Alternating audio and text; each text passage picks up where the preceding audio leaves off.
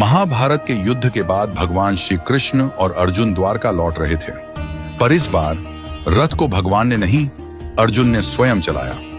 द्वारका पहुंचते पहुंचते अर्जुन अत्यंत थक चुके थे।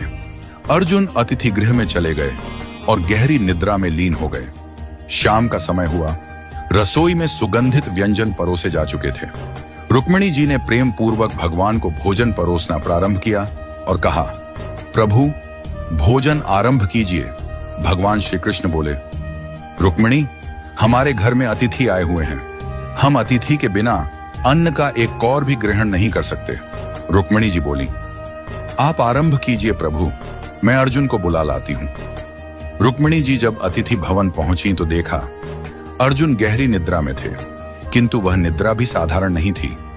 उनके रोम रोम से कृष्ण कृष्ण की ध्वनि प्रस्फुटित हो रही थी। उनके पूरे शरीर से ऐसा प्रतीत हो रहा था मानो हर कोशिका भगवान का नाम जप रही हो। रुक्मिणी जी उन्हें जगाना भूल गईं। उनके नेत्र नम हो गए।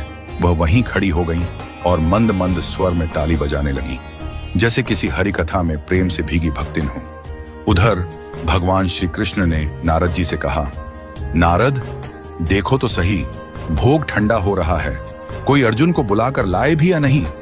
नारद जी तुरंत वीणा लेकर अतिथि भवन पहुंचे। उन्होंने वहां का दृश्य देखा तो स्तब्ध रह गए। अर्जुन का रोम रोम कीर्तन कर रहा था। रुक्मिणी जी ताली बजा रही थी। नारद जी को दिव्य प्रेम का साक्षात्कार हुआ। वे भी अर्जुन को जगाना भूल गए और वहीं बैठकर अपनी वीणा पर गोविंद गोविंद का मधुर कीर्तन करने लगे। अब उधर सत्यभामा जी ने प्रभु से कहा, प्रभु भोग ठंडा हो रहा है, आप तो भोजन प्रारंभ करिए। भगवान बोले, हम अतिथि के बिना अन्न ग्रहण नहीं करते, अब तुम ही जाकर देखो क्या हो रहा है।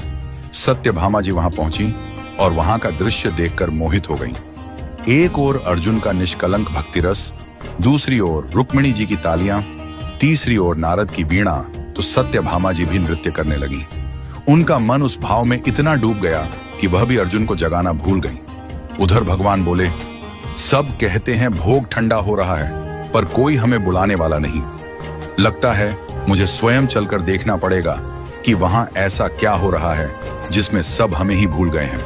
भगवान श्री कृष्ण वहां पहुंचे और जो दृश्य देखा वह अद्भुत था। भगवान के नेत्र सजल हो गए। प्रेम के अश्रु उनके नेत्रों से बहने लगे। उन्होंने धीरे से आगे बढ़कर अर्जुन के चरणों को अपने कर्कमलों से दबाना शुरू किया। जैसे ही भगवान के अश्रु अर्जुन के चरणों पर गिरे, अर्जुन चौंक कर उठे।